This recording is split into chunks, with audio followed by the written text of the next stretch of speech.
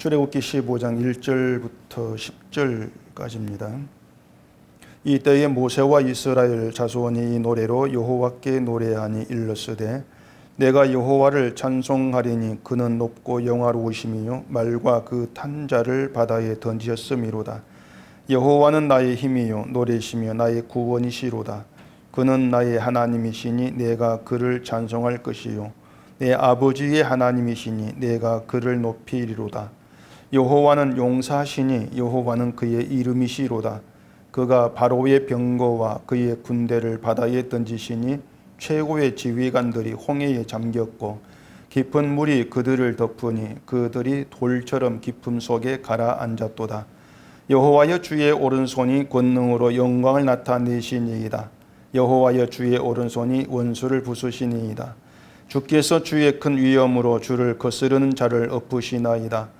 주께서 진노를 발하시니 그 진노가 그들을 지푸라기 같이 사르니이다. 주의 콧김에 물이 쌓이되 파도가 언덕같이 일어서고 큰 물이 바다 가운데 엉기니이다. 원수가 말하기를 내가 뒤쫓아 따라잡아 털치물을 나누리라. 내가 그들로 말미암아 내 욕망을 채우리라. 내가 내 칼을 빼리니 내 손이 그들을 멸하리라 하였으나 주께서 바람을 일으키심에 바다가 그들을 덮으니 그들이 거센 물에 납같이 잠겼나이다. 아멘. 기도하겠습니다. 하나님께서 이스라엘을 바다에서 구원하신 이 내용을 우리가 보면서 하나님의 구원에 담긴 그 뜻을 알게 하시옵시고 우리 역시 하나님의 구원 안에서 예수 안에 부름받은 하나님 백성으로서 하나님의 구원을 우리가 어떻게 노래할 것인가를 오늘 이 말씀에서 배우게 하시옵소서. 예수님 이름으로 기도합니다. 아멘. 이스라엘이 홍해에서 이제 건짐받은 후에 하나님을 찬송한 내용이 15장에 이제 되어 있습니다. 이스라엘이 하나님의 도우심으로 구원을 받았죠. 하나님 도우심으로 구원을 받았으니까 하나님을 찬송하는 게 당연하다 이렇게 생각을 하면은 모세와 이스라엘의 구원의 노래라고 할 수 있는 본문은 단순히 감사의 노래 우리가 이렇게 이제 보게 될 겁니다. 홍해에서 살아난 이스라엘이 자기를 구원한 하나님께 감사의 찬송을 부른다. 이렇게 생각하면 뭐 간단하게 넘어갈 수 있는 그런 내용일 겁니다. 하나님께서 바다를 갈라지게 해서 이스라엘을 구원했는데 그런 구원을 이스라엘이 직접 체험을 했으니까 하나님께 감사하면서 노래 부르는 것이 당연하지 않느냐. 이런 생각으로 본문을 이제 보게 되는 경우가 많죠. 그런데 그렇게 되어지면은 또다시 돌아가는 게 뭐냐면 하나님 이스라엘을 도우신 것처럼 우리를 도우신 하나님 또 그렇게 되어갈 수밖에 없는 거예요. 그렇기 때문에 우리가 늘 이 성경을 조심히 봐야 한다고 말씀을 드리는 게 뭐냐면 우리는 내가 자꾸 중심이 되려고 하고 내가 기준이 되어서 성경을 볼 습성이 있습니다.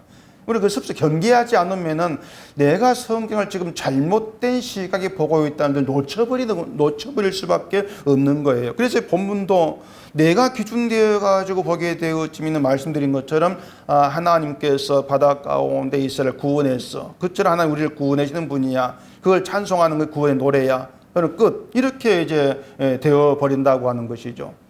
기독교인들이 이런 생각들을 많이 하잖아요. 하나님은 나에게 좋은 일을 해주시는 분, 좋은 일 있게 해주시면 우리는 얼마든지 감사하고 찬송하면서 신앙생활 잘할 수가 있다. 이런 생각을 많이 합니다. 좋은 일만 있으면 하나님 감사할 수가 있어. 바꾸고 말하면은 나에게 지금 감사도 없고 또 찬송도 없고 기쁨도 없다면은 그건 나에게 그럴 만한 좋은 일이 없어서 그런 거야. 이런 생각들을 한단 말이에요. 결국에는 이 감사와 찬송, 기쁨이라고 하는 것이 현재 상황에서 나와지는 어떤 그런 결과로 인식을 해버리는 겁니다. 좋은 일이 있으면 감사하고 좋은 일이 없으면 원망이 나올 수가 있고 불평이 나올 수가 있고 이스라엘도 그랬거든요. 하나님께서 모세 애굽으로 보내가지고 이스라엘 백성을 만나게 했을 때 이제 그들은 자신들 상황을 따라서 모세를 따르기도 했다가 원망하기도 했다가 늘 그렇게 뒤바뀝니다. 모세가 하나님 말씀을 전했을 때에는 그 말 듣다가 또 바로가 심한 노역으로 고생을 시키니까 원망을 하게 되고 또 모세를 따라서 애굽 백성에게 금은 배물을 가지고 나왔다가 애굽 군다 추격을 하니까 또 원망을 하고 이렇게 마음이 수시로 이제 뒤바뀌고 있어요. 그리고 또 갈라진 바다를 건너서 살아나니까 하나님 찬송을 했죠. 구원의 노래를 불렀는데 또다시 물 때문에 원망을 하고 늘 뒤바뀐다는 얘기죠.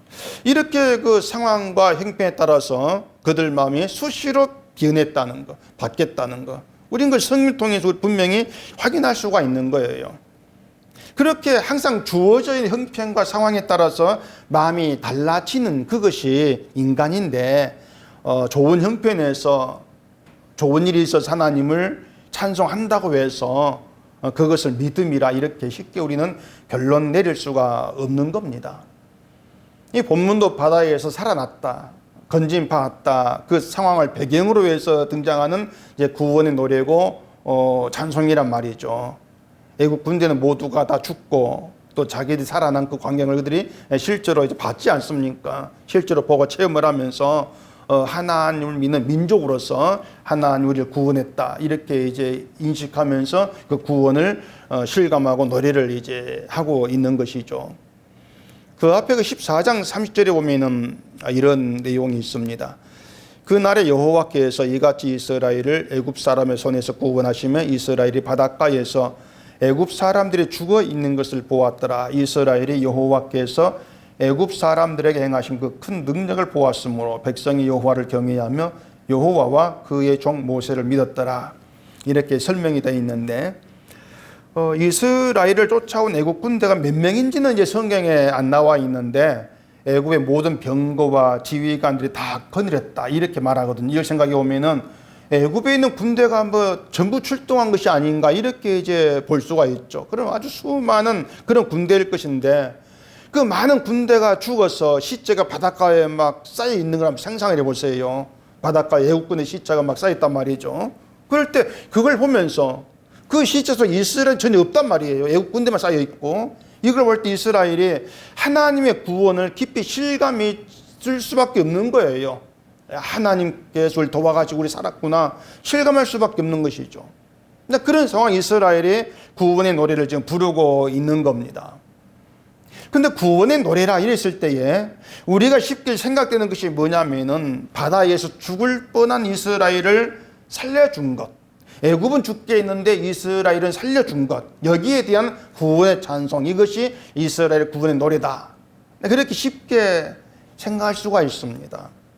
우리가 어떤 어려움에 빠져 있다가 일이 잘 해결되면 그것이 하는 도심이다 이렇게 생각을 하고 감사하게 되죠. 이제 그것처럼 이스라엘의 찬송도 어떤 죽음의 위기에서 이스라엘을 도와서 살려준 하나님의 은혜를 이제 감사를 하면서 찬송하는 것이다. 이런 의미로 생각을 하기가 쉽다는 거죠. 근데 그렇게 자꾸 생각을 해버리기 때문에 신자가 하나님께 감사하고 찬송을 부르는 것을 말씀드린 것처럼 좋은 일이 있으면 하는 것, 그렇게 생각을 해버리는 거예요. 그렇기 때문에 좋은 일이 있는데 감사하지 않고 찬송하지 않은 그 믿음이 없는 것, 이렇게 문제를 삼게 되는 겁니다. 감사할 일을 줬는데 왜 감사하지 않느냐, 이런 얘기를 하게 되어지는 것이죠.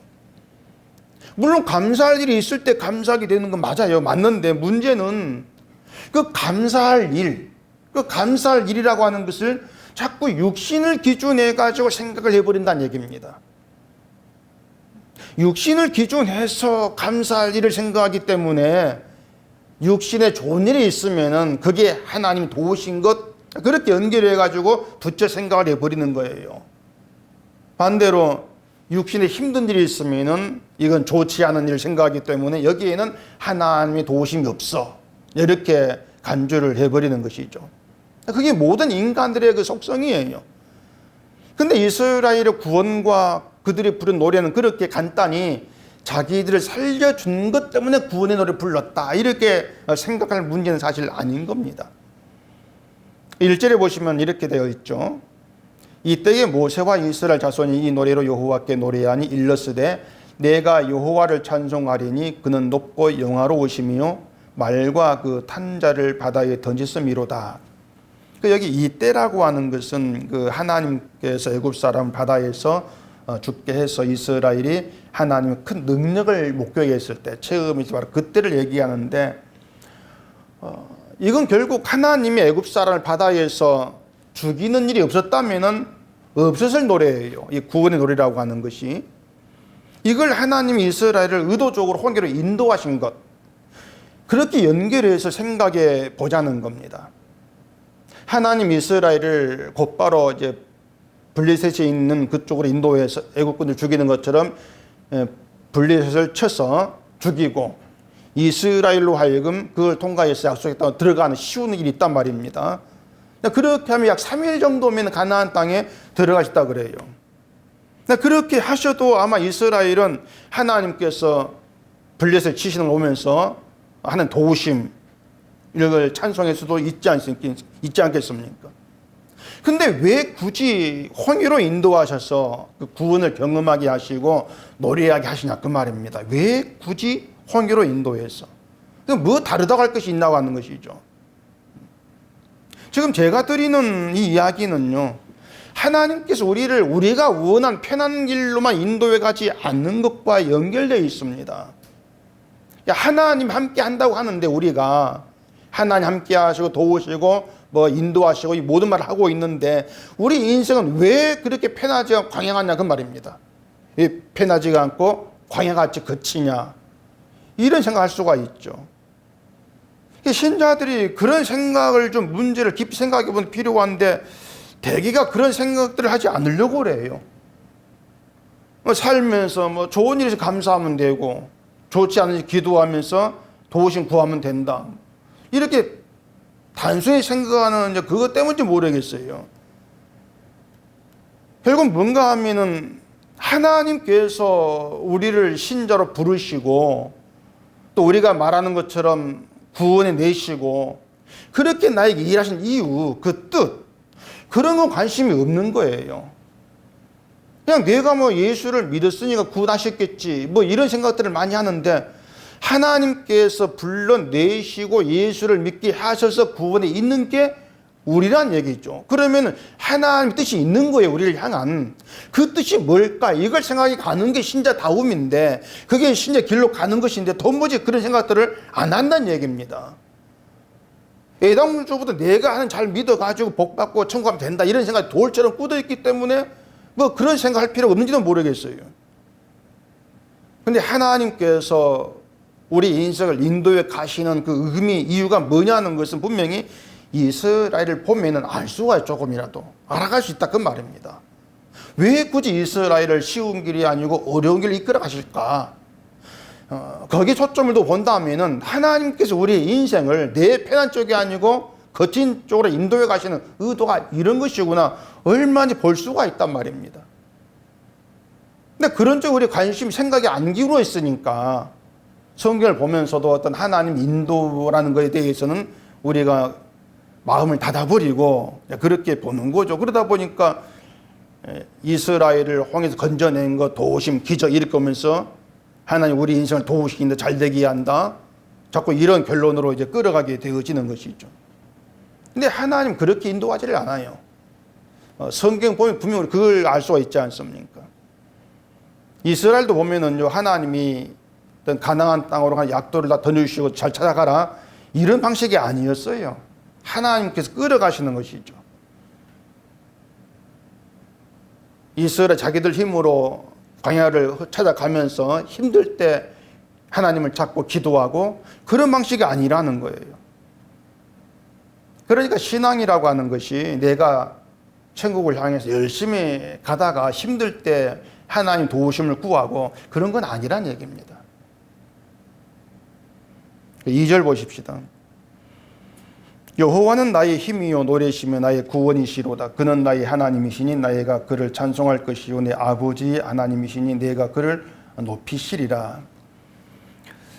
이걸 단어 하나하나를 보고도 우리가 생각할 수가 있는데 그런 복잡해지고 자 이런 구절 보는 사람들이 하나님을 어떻게 생각할까 이것부터 보십시다. 자 여호와 나의 힘이시요 이렇게 얘기한단 말이죠. 여호와 나의 힘이다.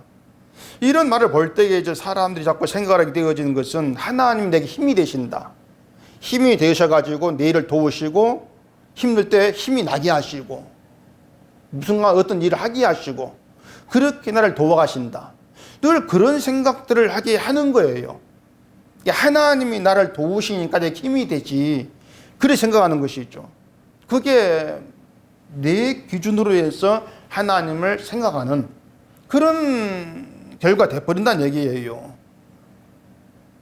그러니까 내가 어려울 때 도와주고 내가 힘들 때 힘을 주고 그렇게 생각하지 않는 기독교인이 없을 정도란 말입니다.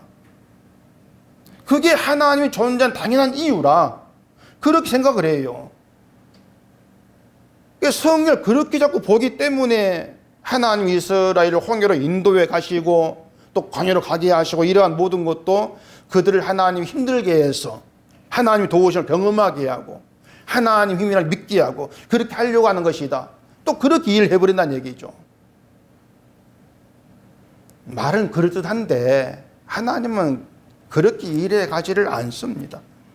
어려운 상황 인도해 가셔가지고 하나님의 도움을 경험하게 하고 또 그렇게 해서 하나님 살아계시고 우리를 도우신다는 걸 믿게 하려고 또 그렇게 일하신다. 말은 그럴듯하죠. 근데 만약에 하나님 이스라엘을 인도해 가는 이유를 의도를 우리가 그렇게 봐버리면요 하나님 일하시면 빗나갔고 실패했다 할 수밖에 없는 거죠. 왜 그런가 하면은 자 하나님의 힘을 경험했는데 그 이스라엘 또 실패를 합니다. 경험했으면서도 그건 우리도 예외가 아니에요. 우리가 어려운 일이 있어가지고 기도하고 그렇게 문제 해결되었다고 하십시다. 그러면은 그 경험을 바탕으로 해가지고 하나님의 도우심과 또 하나님의 힘이라는 것을 죽을 때까지 믿어야 되죠. 그렇게. 근데 지금은 어려움에서 건전 받았는데 또 다른 어려움이 있고 그 어려움이 계속 되어진다면은 그때도 하나님 힘이다는 그런 믿음이 유지되지를 않는다는 얘기죠. 원망이 나오는 거예요. 그걸 이스라엘을 통해서 보여주고 있다는 얘기입니다. 지금 이스라엘은요 단순히 하나님 우리를 도와서 바다를 건너게 해서 감사합니다. 그런 의미의 노래를 지금 하고 있는 건 아닌 겁니다. 이스라엘은 하나님이 하신 일을 보는 가운데에 그걸 지금 노래하고 있는 거예요. 4절 5절 보십시다.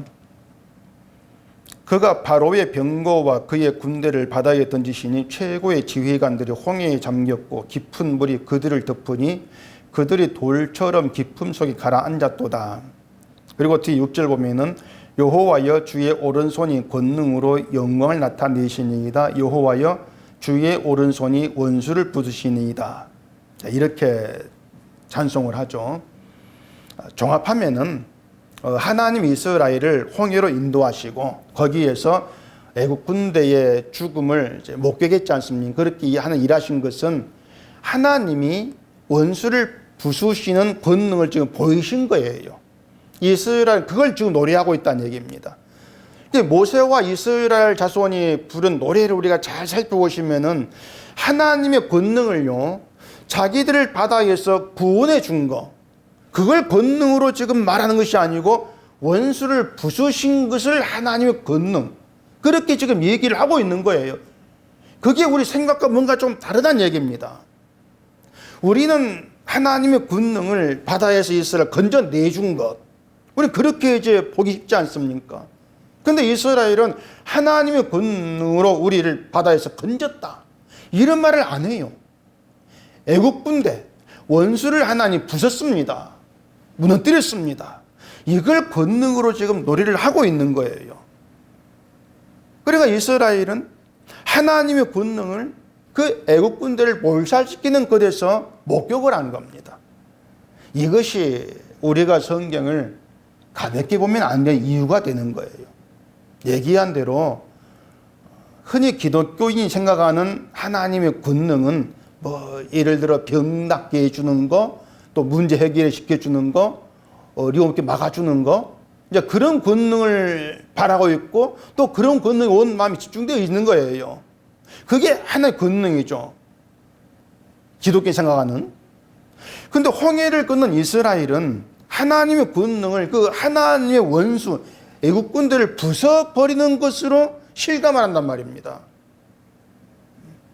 원수를 부숩으로써 그 원수들 손에서 자기들을 건져내신 것, 그걸 여호와의 권능으로 노래하고 있는 거예요. 그 홍해 사건에서 우리가 기억할 것이 뭐냐면은 바닷속에 애국군대가 있고 이스라엘이 있는데 이스라엘이 구원했지 않습니까? 그걸 통해서 하나님은 구원할 자를 구원하시고 지옥 보낼 자를 지옥 보낸다. 이게 홍해 사건이 보여주고 있는 구원의 의미입니다. 구원할 자를 구원하시고 지옥 보낼 자를 지옥 보내시는 것, 이것을 이스라엘은 바다에서 건져내고 애국군대는 죽이시는 것으로 보여주신 거예요. 근데 그게 하나님의 구원 방식이다 하면은 사람들이 이해를 못 합니다. 왜 이해를 못 하냐면은 하나님의 구원 방식을 그대로 우리가 받아들이게 되어지면은 그런 인간이 예수를 믿기 위해서 노력해도 하나님이 구원하기로 작정된 자가 아니면 지옥 간다. 그게 이해가 안 되는 거죠. 또 반대로 내 멋대로 살아도 하나님이 구원하기 작정했다면 천국 간다. 이런 것들이 세상의 상식에 안 맞는 거예요. 맞을 리 없지 않습니까? 그러니까 세상의 생각은 모든 행동에 대한 책임 내가 진다는 겁니다. 내가 자랑했으면 내가 상 받고, 내가 잘못한 것이 내가 벌 받고, 이게 세상 상식입니다. 근데 하나의 구원 방식은 그런 세상 상식과 안 맞아요. 전혀 달라요. 근데 하나님은 그렇게 세상과 다른 구원의 방식으로, 세상에 전혀 예상치 못한 방식으로 자기의 백성을 구원하신다는 거예요. 왜 그렇게 하시냐 그 말입니다. 왜 그렇게 하시느냐. 거기에는 분명한 이유가 있어요. 그게 뭐냐면 구원은 오직 하나님이 하신 일이다. 그걸 심으시는 거예요. 구원은 인간의 거대 행동도 개입되지 않냐고 오로지 하나님께서만 하신 일이다. 바로 그 노래를 부르는 그 백성을 만들기 위해서 이스라엘을 불러내신 거예요. 구원을 체험하게 하시는 것도 그것이에요. 그래서 하나님이 구원하기로 작정된 자만 구원하신 이것은 구원은 인간과 무관한 것입니다. 우리가 무관한 게 하나님 구원이야. 그거예요. 그 뒤에 13절 보십시다. 주의 인자하심으로 주께서 구속하신 백성을 인도하시되 주의 힘으로 그들을 주의 거룩한 처소에 들어가게 하시나이다. 자, 주께서 구속하신 백성 이스라엘이거든요. 이스라엘을 구원하기 작정하시는데 그게 하나님의 약속이지 않습니까? 근데 이스라엘이 구원될 만한 민족이 아니라겠잖아요. 애국과 똑같은 인간이고, 따라서 본래대로 하면은 이스라엘도 바닷가에서 시체로 쌓여 있어야 돼요. 죽어야 한단 말입니다. 근데 그들을 구원하신 것이 뭐냐? 그들 죄를 덮으신 주의 인자하심, 이렇게 말하는 거예요. 주의 인자하심이다. 그렇기 때문에 그 이스라엘이 구원되고 주의 거룩한 처소에 들어가게 하시는 모든 게 주의 힘이라는 거예요. 이스라엘과 무관한 주의 힘이다.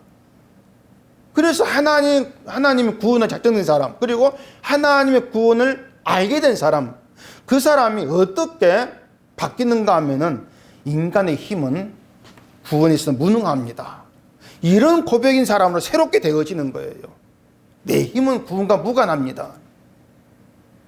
그렇게 인간의 힘은 구원과 상관이 없는, 인간이 무능하다 이걸 알기 때문에 전적으로 주의 힘만을 고백하고 높이게 되어지는 이들을 가리켜서 하나님 백성이고, 하나님 그 백성을 선택하시면서 구원을 작정하신 이유도 바로 그런 노래, 그런 고백 있는 백성으로 세우려고 그렇게 일하셨다 그겁니다. 그런데 사람들은 늘 인간도 할 수 있다는 가능성에 목을 메고 살아가지 않습니까?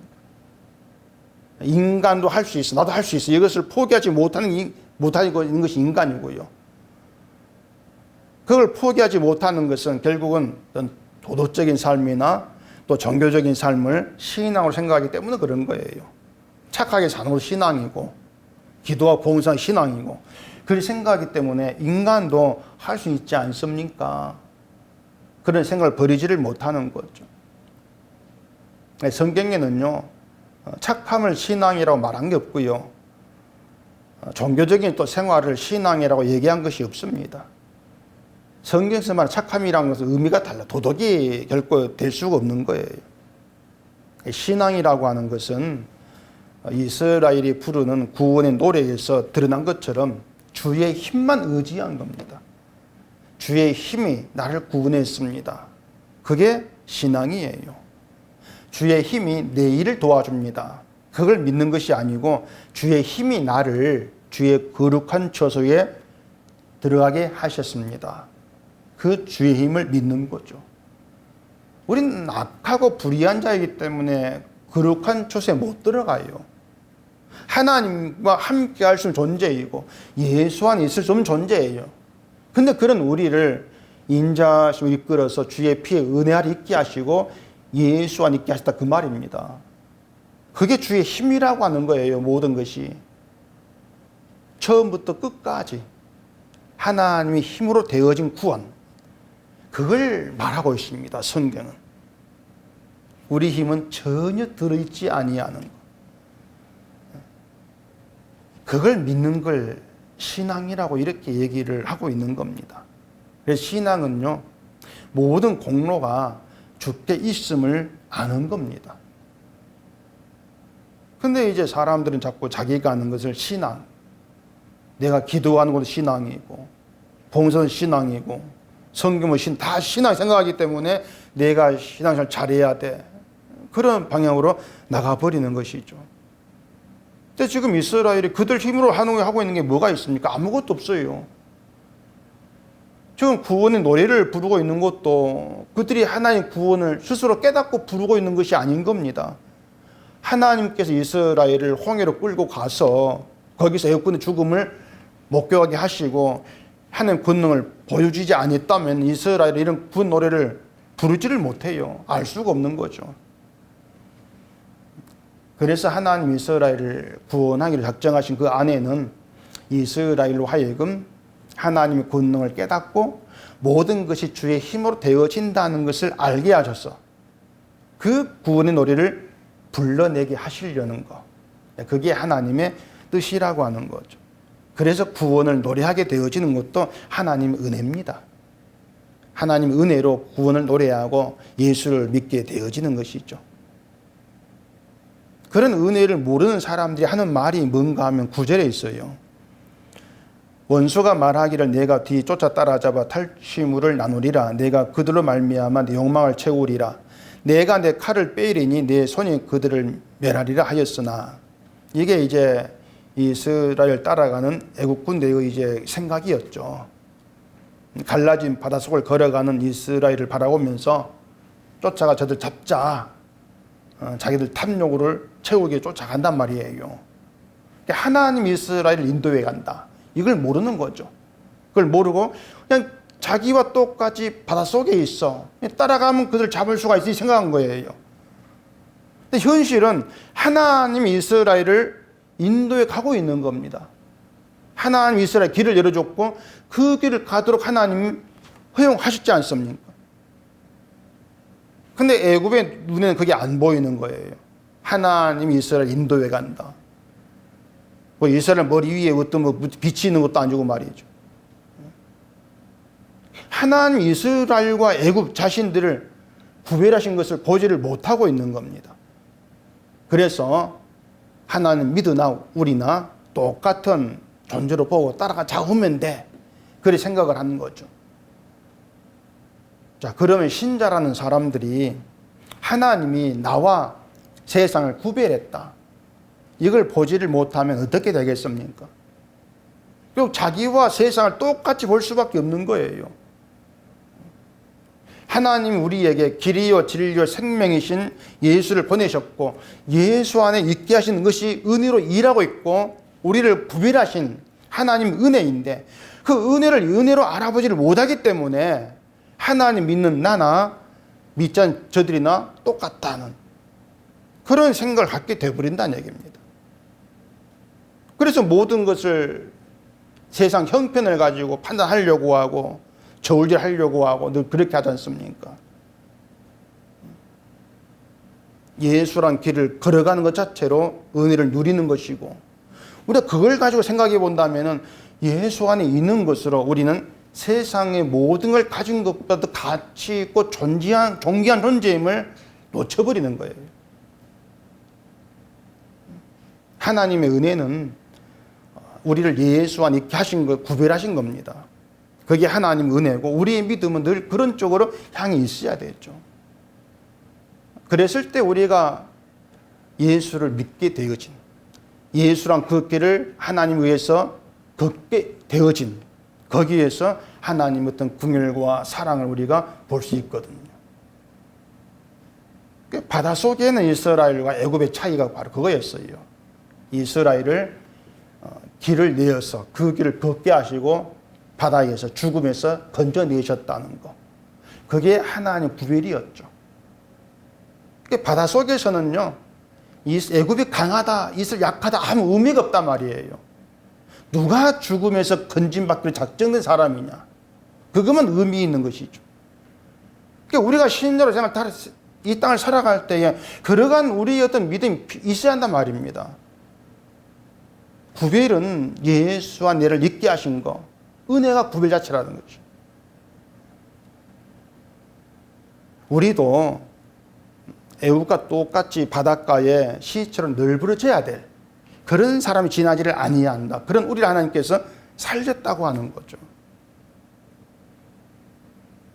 죽음에 있는 자를, 저주에 있는 자를 살려냈다.